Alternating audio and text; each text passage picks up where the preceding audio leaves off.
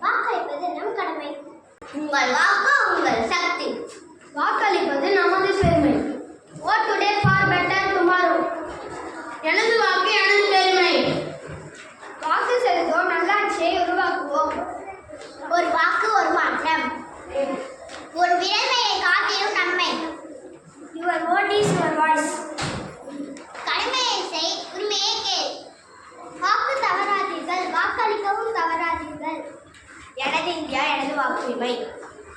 One vote can shape your future. எங்கள் எதிர்காலம் உங்கள் விரல் நுனியில்.